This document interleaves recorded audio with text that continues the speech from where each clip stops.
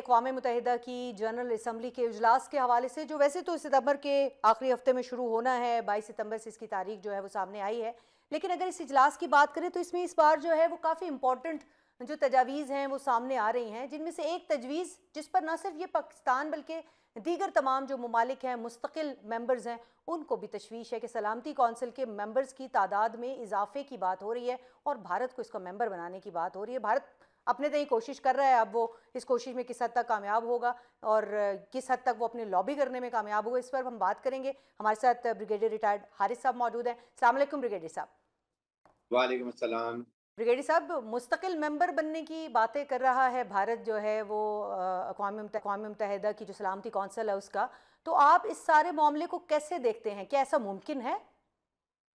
मेरे हिसाब से तो बिल्कुल मुमकिन इसलिए नहीं है। देखिए, सलामती कौंसिल के परमानेंट मेंबर बनने के लिए इश्यूज़ आर के उसका किसी से तनाज़ा नहीं होनी चाहिए, रिस्पॉन्सिबल मुल्क होना चाहिए। एक मुल्क जो नॉन ग्लोबल टेररिस्ट मुल्क हो, जो कि कनाडा में टेररिज्म करके एक सिख लीडर को मारे, अमेरिका में साजिश पकड़ी जाए, पाकिस्तान में 20 जो है हमारे शहरियों को शहीद करें जो कश्मीर कॉज़ को सपोर्ट करते थे। यूके में आपके सामने है और उसके बाद ऑस्ट्रेलिया में है। फिर खुल्लम-खुल्ला पाकिस्तान को डिस्टेबलाइज़ कर रहा है। हिंदुस्तान में खुद कह रहा है कि हम इंसर्जेंट को सपोर्ट कर रहे हैं। फिर उसके बाद फित्तल हिंदू फॉरेस्ट को ये सपोर्ट कर रहा है, अफ़गान तालिबान रजीम को कर रहा है। प्रॉक्सी को खुल्लम-खुल्ला कहता है कि हम सपोर्ट कर रहे हैं। इसके बाद आपने एक एक एक स्टेज ड्रामा करके, एक झूठा प्रोपेगेंडा करके, फ्लैग्स ऑपरेशन से करके, वॉल फ्लैग ऑपरेशन करके, एक हमसाया न्यूक्लियर मुल्क के ऊपर अटैक कर दे without realising the consequences of war, एक catastrophic effect of a nuclear power आपस में लड़ रही हैं। क्या ये ये गैर जिम्मेदार मुल्क एक परमानेंट मेंबर बनने के काबिल है? जी। इस वक़्त आप मुझे ये बताइए, हमारे रीजन में ये मार के हक के बाद फील्ड मार्शल आसिम मुनीर ने पूरी कौम को यकजा करके हुँ, हुँ। जिस तरह इसको ज़िल्लत अमीर शिकस्त दी, ठीक। दुनिया में इसको आइसोलेट कर दिया, हुँ, हुँ। बांग्लादेश से ने इसको किक आउट किया, ईरान ने इसको किक आउट किया जब वहाँ पर इसने मोसाद और रॉक से मिल के उनके कमांडर साइंटिस्ट को मार दिया। इसके बाद पाकिस्तान के साथ जो हालात क्रिएट कर रहा है, चाइना से इसकी बन नहीं रही है। हर जगह पर ये टांग अड़ा रहा है, टेररिज़्म कर रहा है। इसके इसके मुझे बताइए कि क्या ये लवाज़मत हैं इसको परमानेंट मेंबर बनाने के? बिल्कुल ठीक कह इट रहे हैं विल आप। Be really surprising. लेकिन ये जो आपने सारे नुकात हमें बताए हैं, ये तो अब पूरी दुनिया के सामने आश्कार हो चुके हैं, जो इंसानी हकूक़ के खुद भारत के अंदर हालात हैं, उसकी जो खिलाफ वर्जियाँ हो रही हैं, अक़लियतों के साथ जो सलूक हो रहा है, उसके बाद दुनिया भर में जो दहशतगर्दी के मामलात हैं, उसकी भी आपने निशानदेही की है। लेकिन हमें थोड़ा-सा नाज़रीन की और हम सब की जो है वो नॉलेज में इज़ाफ़े के लिए ये बताइएगा कि मुस्तकिल रुकनियत में जो तोसी है, ये एक ज़ाहिर है ऑप्शन तो मौजूद है यूनाइटेड नेशंस की सलामती कौंसिल के पास, लेकिन वीटो फिर ये है कि रुकनियत में इस तरह से इजाफा होता है, तो उसमें उसमें स्ट्रक्चर में क्या ऐसा डिफरेंस आएगा अक़वाम मुत्तहिदा के अंदर, जनरल असम्बली के अंदर, जिससे फ़र्क पड़ता हो हमें? देखें, फ़र्क पड़ जाएगा, मुस्तकिल मेंबर्स होगा, तो हर जगह वीटो पावर इसके पास आ जाएगी। जी, बिल्कुल। आप सबसे बड़ी देखें ना कि पाकिस्तान में इट विल बिग पेन के इन द नेक कि जी आप एक मुल्क है जिस जो हमारा दुश्मन मुल्क है, हमारे सामने बैठा है। जी।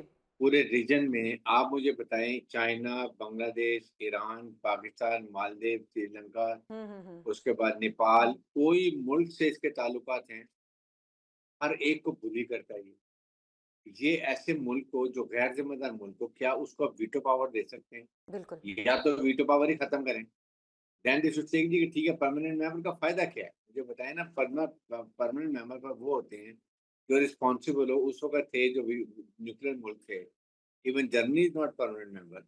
आपके सामने 5 न्यूक्लियर मुल्क हैं जो वो मेंबर बने हुए हैं। हुँ, हुँ, और हुँ। वो भी इस वक़्त, बल्कि आई वुड से कि इसकी ये इसको खत्म करना चाहिए वीटो पावर का। जी।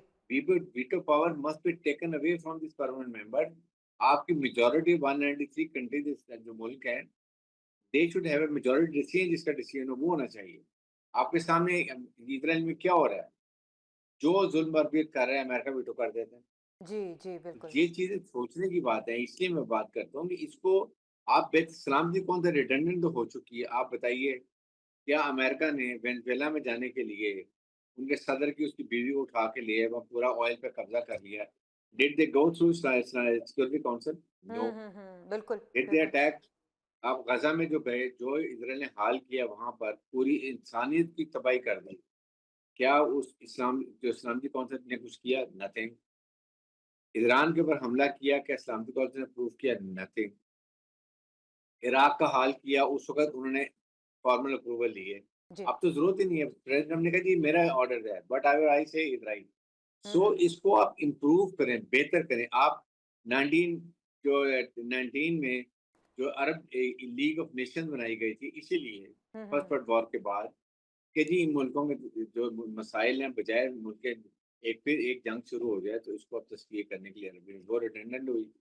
1945 में आपने यूनाइटेड सलामती कौंसिल बना दिया, ओके डन। क्या सलामती कौंसिल में किरदार अदा किया? कहाँ-कहाँ ज़ुल्म हुए, कहाँ-कहाँ बर्बरीत हुई है। अमेरिका अफ़गानिस्तान में जाके जो हाल किया, क्या वो अफ़गानिस्तान वहाँ सलामती कौंसिल थ्रू दिया? आप आपके ख़्याल नहीं हुआ। में ब्रिगेडियर साहब आखिरी मिनट है, मुझे सिर्फ़ ये बताइएगा कि पाकिस्तान को ये जो इस्लाहात के नाम के ऊपर भारत मुस्तकिल मेंबर बनने की कोशिश कर रहा है, इस पर पाकिस्तान का रद्द-ए-अमल क्या हो सकता है ऑफ़िशियल ग्राउंड्स के ऊपर?